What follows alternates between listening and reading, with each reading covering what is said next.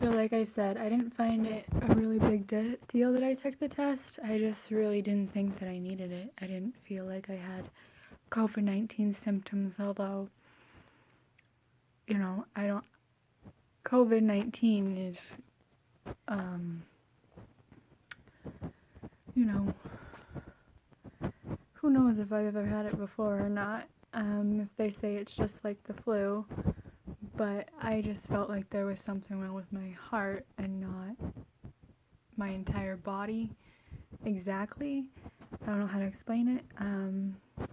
But so she took the COVID-19, not the COVID-19, the x-ray, chest x-ray, and she said, she looked at it and she said there was nothing wrong.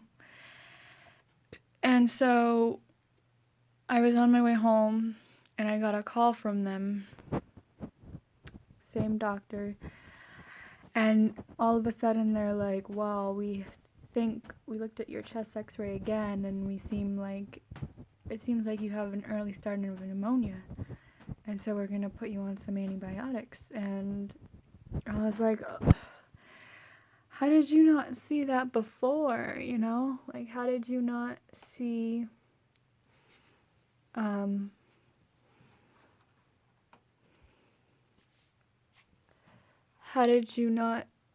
sorry, I'm trying to turn on my TV. How did you not see, like, whatever they have to see the pneumonia? And, but I just let it go, and I was, like, with my boss, and she's like, oh, you don't even seem like you have pneumonia, but I guess that's why, because I was in the early start, and I said, well, I really have studied my body for so long that I just know, like, the feelings that I get, So that's probably how I caught it so early. But I was like, so I'm obviously going to need a couple more days off than you probably wanted me to take, but because given the situation, she, like, understood, because she's my friend too, not just my boss, so she's just like, I get it, like, but, yeah,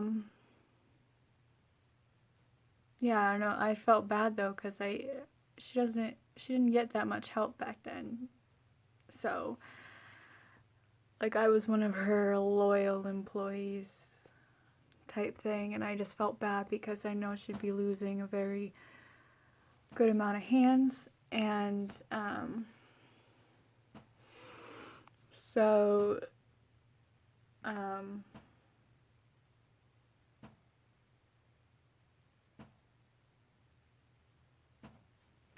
I dealt with the ammonia, and I was like, okay, so I was freaking out though, because some people were like, so, like, what you described, if it's not sleep paralysis, it sounds like a stroke. And I'm like, oh my god, like, I wouldn't know what, there's early stages of a stroke, severe strokes. Obviously I wouldn't have had a severe one, but I was getting really, like, anxious and, like, I don't know, but and then when I had the pneumonia, I looked up pneumonia, a part of stroke, and it said, yeah, that can come after a stroke, like a little ammonia, and I was like, oh, great, which I know, like, 1,000 things could happen, and internet searching isn't the best way to handle it, but, that's what I was doing, you try to figure out stuff yourself, drive yourself insane, looking at the internet 25 times a day, but,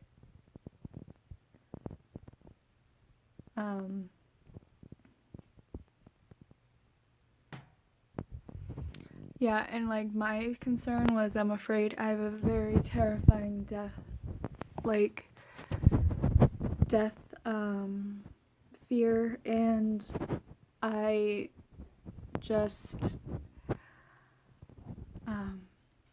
had an incident like maybe a little more than a year ago where I almost died of a seizure. I was in the back of the apartment buildings, and it was just like a luck thing. Like I went to go pet the neighbor's dog, and I was talking to her for a minute, and I guess I didn't know, but I nodded out, and when I woke up, I was on the ground, and my eyesight was coming back, and I saw her standing over me, and but I didn't know what was going on. I knew I was probably in a seizure, but I just probably felt like I had woken up from it or something, and after they said, you were turning blue and not breathing, and like after a while of being in the seizure, we just knew like it was time to call the ambulance, and they said they were lucky that a nurse lived next to them because I wasn't getting any oxygen, and she came out and told them how to get oxygen, which it's really like I'm really grateful that people actually took the time to come out and help me and try to save my life, you know. It's really scary, and I feel really bad that they have to watch that, you know. I know it's not my fault, I just feel bad, you know, and I don't know how to really give people that, like I said thank you to them, and they said, don't say thank you, it's just your life, and I'm glad you're okay. But it really like strains on me how much like, oh Jesus, like people really did have to stand over me and save my life, and they did it. I can't ever explain how thankful I am for that, even though I don't really express it all the time because my life is just hard, you know. And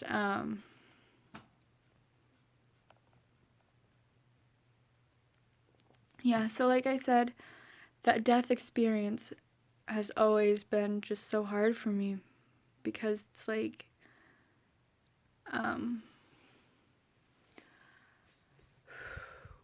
it's like I don't want to die, and I realize it in that moment, and like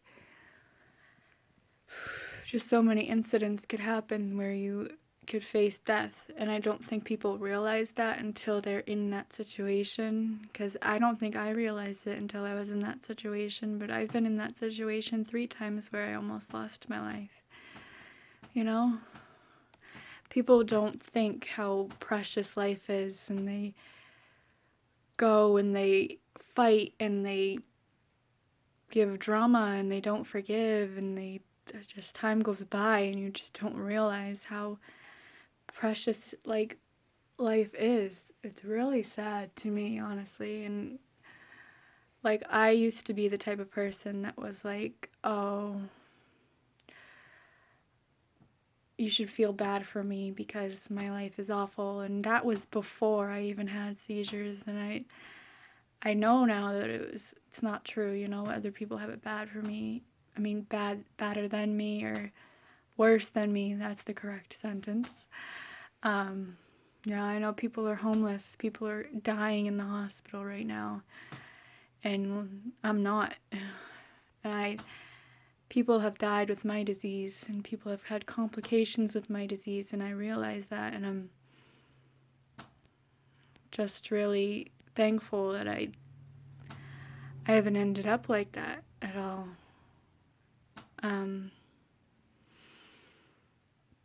But I think it's really sad that like other people don't get it.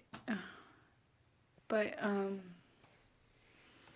so going back, so having a stroke would be really scary for me because I know you can end up dead. I know you can end up like a vegetable or paralyzed your whole life, and that would just be really heartbreaking for me to come so far in my life of 25 years, because I was supposed to die as a baby, and to get 25 years and then you're just like, it could be all over, would be completely stressful. And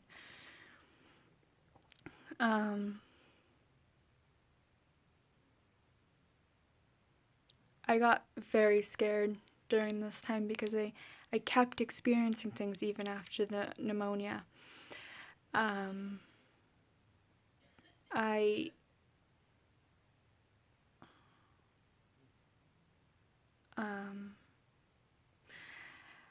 After the pneumonia, I felt like that there was still some pressure in the chest, and it really worried me. Just to let you know, I am kind of an anxious person, but I just felt like it was very medical. And so I went back to the same urgent care, and I said, I'm still feeling problems in my chest. Like, I don't know what's wrong. And so they're going to do the same thing, take another chest x-ray, and they actually did a test where the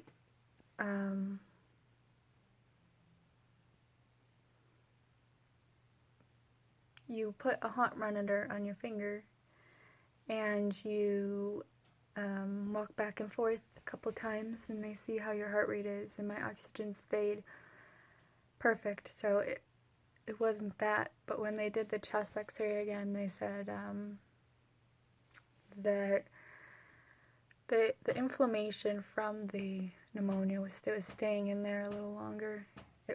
And I was like, is it gonna go away? And he was like, yeah. And I thought he was gonna say it was gonna go away in a couple days, and they're like, oh, it's probably gonna go away in a week or two. And I'm just like, oh my god, I'm gonna have to stay so annoyed because I can't even like walk without feeling like I couldn't breathe. That's how bad it was.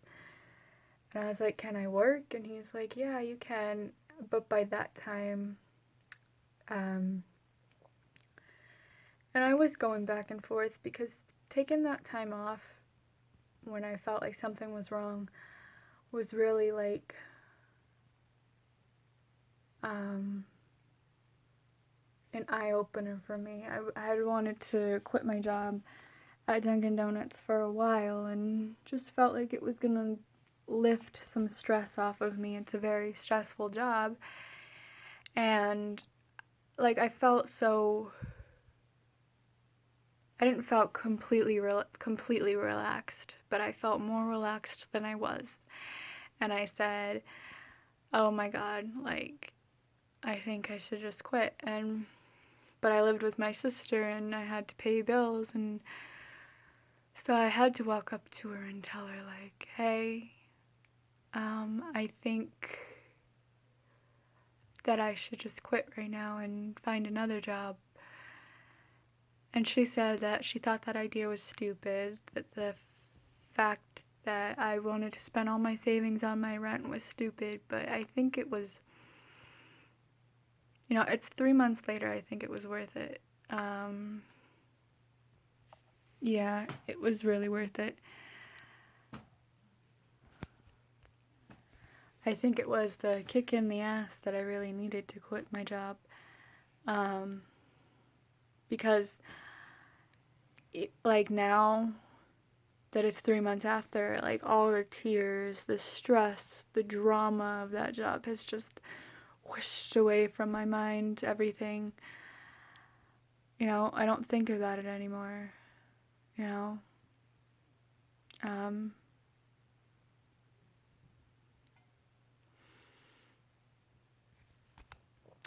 Yeah, so the next symptom I was having was sensitivity to light. I would be like sitting in front of the TV and like the lights would go off, and it just seemed really like different to me. Like it wasn't coming in normally. Like And then I'd watch this movie Goosebumps where there's like lightning going off, and it seemed like the light was coming out of the TV. Like, I don't know how to explain it, but really odd. That night I went, because I was home alone, and I went outside and I noticed that those lights were very shining bright, and I was like, it's not a migraine, because my head doesn't hurt. Like, it doesn't, like, it's not giving me a headache to look at the lights or anything like that, or hear the sound or anything like that. So I went to the hospital, the emergency room, and I went to the Elliott that time, and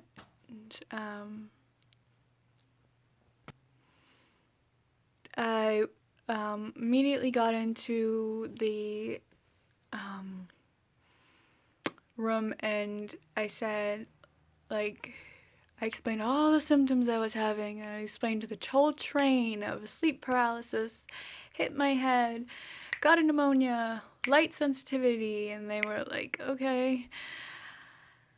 I've had to explain that story like 50 times to the doctors, just to the doctors in the urgent care in the emergency room.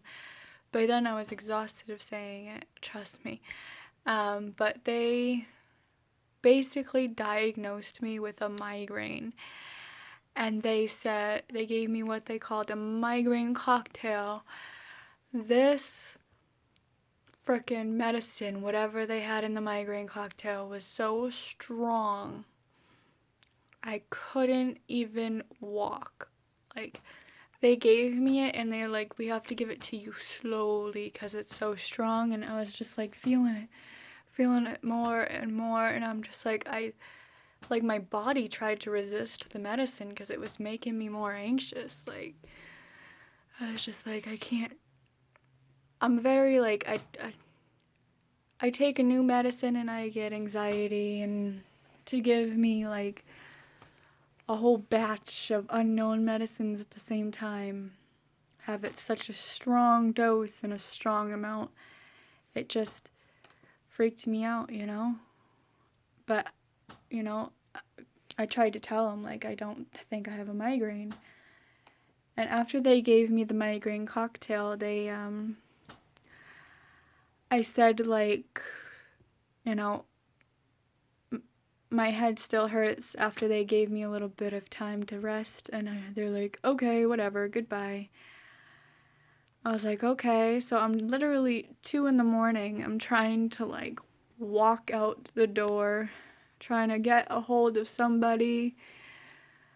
My boss thankfully answered to come get me in Manchester, and yeah, I was so screwed up. I'm like I'm in the waiting room, and people are looking at me like, holy shit, she looks so fucked up. I would have looked like I was on complete drugs. But I'm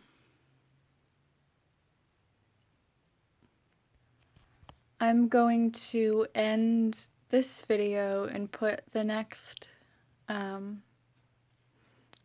chain of events in another video. I know it's a very long story, but it's my life. Love you. See you next time.